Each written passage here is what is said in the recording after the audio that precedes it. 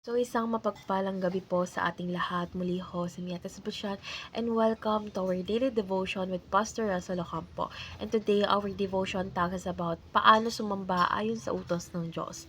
And our concept is all about charismatic movements. So, ito ay isang kilusan na nagsimula noong 1960s to 1970s na nagbibigay din sa kapangyarihan ng banal na espiritu at sa kanyang mga kaloob. So, ang mga charismatic churches ay binibigyang diin ang pagsamba na may kasamang emosyon, spiritual na mga kaloob at aktibong pagdama sa presensya ng Diyos. Ngunit paano nga ba sumamba ayon sa utos ng Diyos? So, our Bible reading is all about Mark chapter 7 verse 6 and 7. Sinabi ni Jesus Christ, tama ang sinabi ni Isaiah tungkol sa inyo na mga makapagkunwari. Sabi niya, ang mga taong ito ay nagbibigay galang sa akin sa pamamagitan ng kanilang labi, ngunit ang kanilang puso ay malayo sa akin.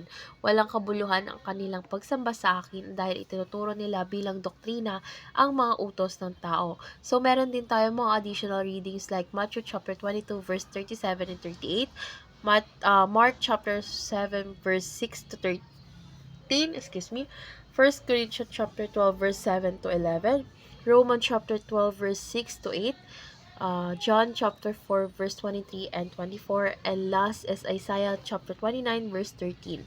So, tungkol saan nga ba tong Mark chapter 7 verse 6 to 7? So, tungkol ito sa pagpuna or pinuna ni Jesus ang mga Paraseyo na sumasamba labang sa Diyos sa panlabas, ngunit malayo ang kanilang puso sa Kanya. So, yung tunay na pagsamba ay hindi lamang panlabas na kilos, kundi isang pagsambang nagmumula sa puso, sa katotohanan at sa tamang pag-unawa sa Diyos. So, sa John chapter 4 verse 23 and 24, sinabi ni Jesus na ang tunay na pagsamba ay sa espiritu at katotohanan. So, ngayon dadako na tayo sa ating teaching. So, yung first teaching is worshiping God involves the intellect. So, yung pagsamba ay hindi lang emotional na karanasan, kundi dapat may tamang pagkaunawa sa Diyos. So, dapat nating iwasan yung pagsambang walang kabuluhan at pawang panlabas lamang, katulad ng nasa Mark chapter 7 verse 6 and 7. So, ang tunay kasi na pagsamba ay dapat nakaugat sa katotohanan ng kanyang salita.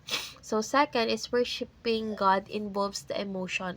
So, hindi sapat ang pagsunod lamang sa mga ritual, dapat may puso at damdamin sa pagsamba. So, mahalaga ang sagisag or sigasig at init ang damdamin sa pagsamba.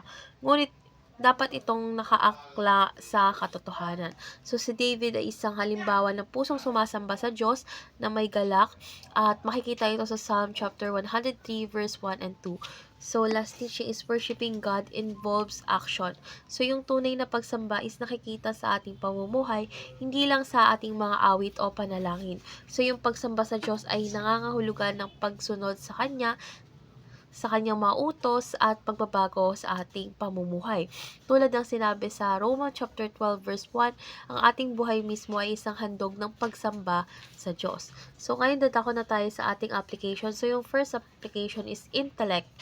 Avoid meaningless ritualistic worship.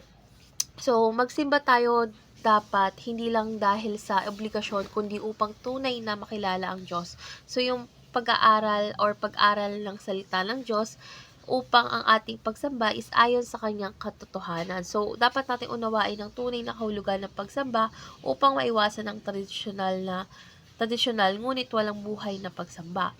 Second is emotion. Worship God from the heart. So, dapat tayo magsamba na may pagmamahal at tunay na devotion sa ating mahal na Diyos. Huwag tayong matakot na ipakita yung tunay na damdamin natin sa pagsamba, kung ito man ay kagalakan, pasasalamat, o pagsisisi. So, dapat tayo maging totoo sa ating puso at iwasan ng pagsambang pakitang tao lamang. So, last application is action.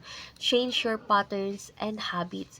So, dapat natin ipakita ang pagsamba sa pamamagitan ng ating pang-araw-araw na pamumuhay. So, dapat tayo magsumikap na mamuhay ng mapatuwid, magpakumbaba, at may malasakit sa kapwa bilang bahagi ng ating pagsamba sa Diyos. So, dapat tayo magsamba sa Diyos hindi lang sa simbahan, kundi sa ating mga gawain, trabaho, at relasyon.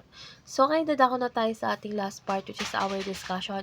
And our discussion talks about kailan mo naranasan ang tunay na connection sa Diyos sa pagsamba, ano ang pagkakaiba ng sandaling iyon sa iba pang pagkakataon.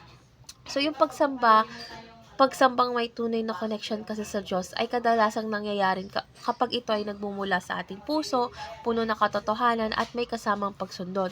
Minsan ang pinakamakapangyarihang sandali ng pagsamba ay dumarating hindi sa ingay kundi sa katahimikan, hindi sa dami ng tao kundi sa personal na pakikipagtakbo sa ating Diyos.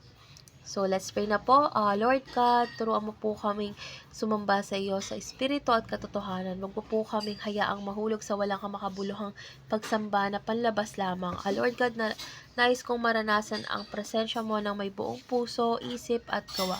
Lord God, hayaan mo ang aking buhay ay maging isang awit ng pagsamba sa iyo. Salamat sa iyo, Panginoon, sa pangalan ni Jesus. Amen.